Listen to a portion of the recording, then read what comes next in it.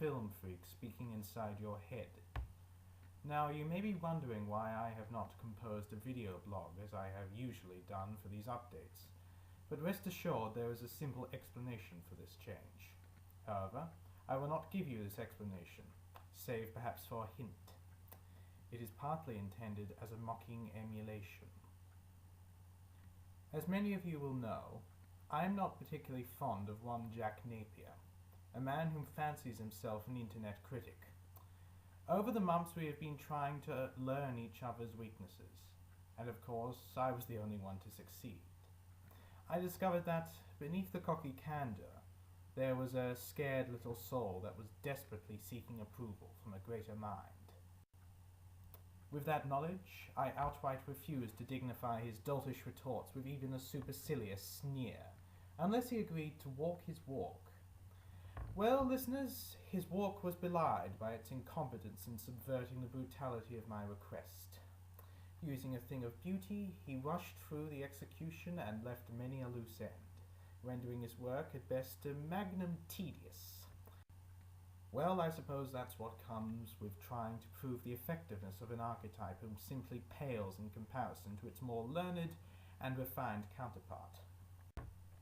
And really, there's nothing more pathetic than seeing a person fail at producing a quality artwork where half the work was essentially done for them, and only Napier could fumble an ode to a work as great as 7. The kinder thing now would be to put him down, so instead I'm going to destroy what little remains of his soul. I want the world to see that what Napier attempted was a debacle not because it involved the ethically dubious, but because Napier is the worst thing to happen to art since Andrew Lloyd Webber. I am going to attempt a similar artwork, but based on a work of deplorable quality and with absolutely no loose ends.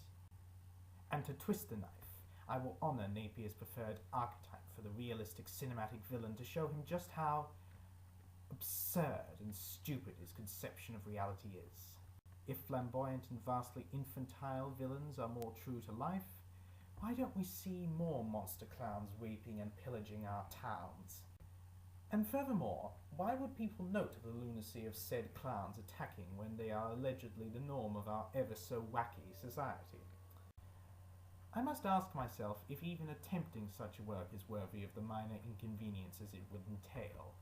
Perhaps I should simply be content with the knowledge that the very questions I have just asked have had a vertiginous impact on Napier's feeble mind. Or perhaps I should be content with the fact that I have already created this artwork. That's right, Napier. I have already finished this work. To see it, you only need to look between the lines of your morning paper. On a completely unrelated note, I must confess to being rather captivated by an article I read in the morning's paper about a string of murders that occurred in the state of Maine that were inspired by the character of Pennywise the Clown, a monster clown, from the notoriously awful television miniseries It, based on the novel by Stephen King. Apparently the police have absolutely no leads and highly suspect the murderer was from out of town. Now that's a masterwork.